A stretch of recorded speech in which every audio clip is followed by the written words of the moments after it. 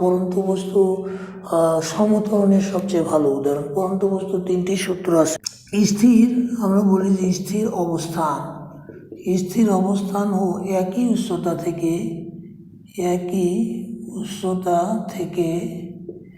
থেকে বিনা বাধায় পরন্তু বস্তু সমান সময়ে সমান দূরত্ব অতিক্রম করে, সমান সময়ে সমান দূরত্ব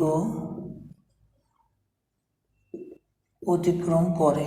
অর্থাৎ বস্তু যত ছোটই হোক আর বস্তু যত বড়ই হোক, একই উচ্চতা থেকে বিনা বাধায় যদি পড়তে থাকে, তাহলে সমান সময়ে যে টি সময়, দুইটাতে যদি সময় টি হয়, তো টি সময়ে একই দূরত্ব, সেম দূরত্ব অতিক্রম করবে, বস্তু ছোট বড় যাই হোক না কেন। 1 নম্বর সূত্র। 2 নম্বর সূত্র, স্থির অবস্থান থেকে বিনা বাধায় পরন্ত বস্তুর বেগ তার অতিক্রান্ত সময়ের সমানুপাতিক। অর্থাৎ পরন্ত বস্তুর বেগ ভি ইজ প্রপোর্শনাল টু টি। তার মানে স্থির অবস্থা থেকে পরন্ত বস্তু যদি টি সময় পরে ভি বেগ প্রাপ্ত হয়, তাহলে এই ভিটা টি এর সমানুপাতিক হবে। অর্থাৎ সময় যত বাড়বে বেগও তত বাড়বে। 3 নম্বর সূত্র হলো যে স্থির অবস্থান থেকে বিনা বাধায় পরন্ত বস্তুর অতিক্রান্ত দূরত্ব তার অতিক্রান্ত সময়ের বর্গের সমানুপাতিক। এই হলো পরন্ত বস্তুর এই 3টি সূত্র আমরা জানি। এখন আমরা দেখি যে পরন্ত বস্তুর সূত্রের সাথে গতির সূত্রের মিল অর্থাৎ পরন্ত বস্তুর যে সমীকরণ, গতির সমীকরণ থেকে আমরা পেয়ে যাব। আচ্ছা, তাহলে আমরা দেখি যে গতির সমীকরণে ত্বরণ এ আদি বেগ ইউ, শেষ বেগ ভি। পরন্ত বস্তুর ক্ষেত্রে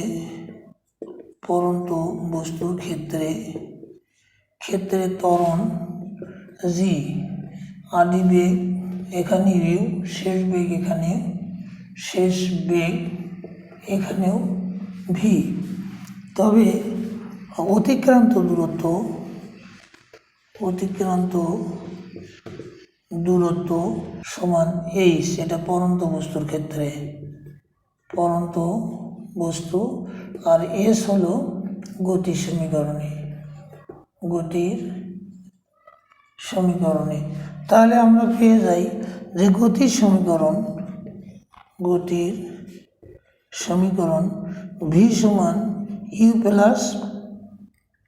ইউ প্লাস এটি। আর পরন্ত বস্তুর সমীকরণ এখান থেকে অনুকরণে পাওয়া যায়। পরন্ত বস্তুর সমীকরণ হবে এই ভি সমান জিটি, ইউ প্লাস জিটি, যেহেতু তখন জি। তারপর আমরা 2 নম্বর সূত্রটা বলি কি, এস সমান UT plus half a t square. তাহলে পরন্ত বস্তুর ক্ষেত্রে আমরা লিখতে পারি এস সমান UT plus half GT square.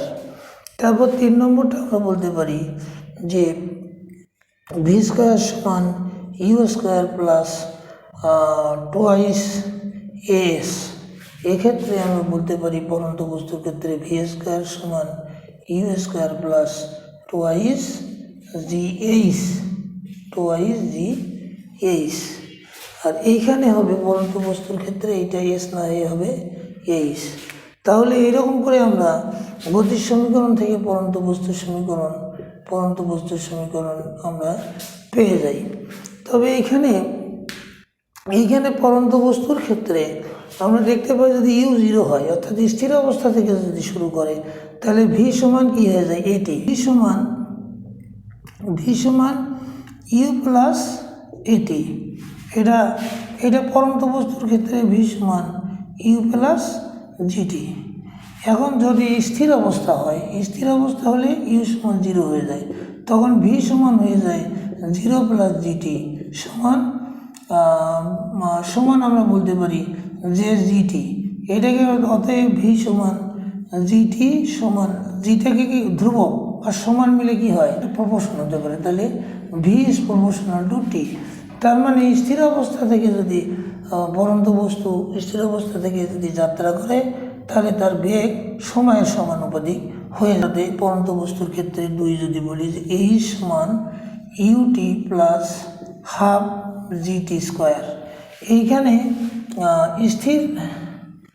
স্থির অবস্থায় জি সমান 0, তখন আমাদের কি হয়ে যায়, এইচ সমান এটা 0 হবে আর এটা হবে হাফ জিটি স্কোয়ার। তাহলে আমরা এটাকে বলতে পারি যে এইচ সমান হাফ জি টি স্কোয়ার। যেহেতু এটা ধ্রুবক, কাজে আমরা এটাকে লিখতে পারি বা H is proportional to T square. এই হলো পরন্ত বস্তুর সূত্র।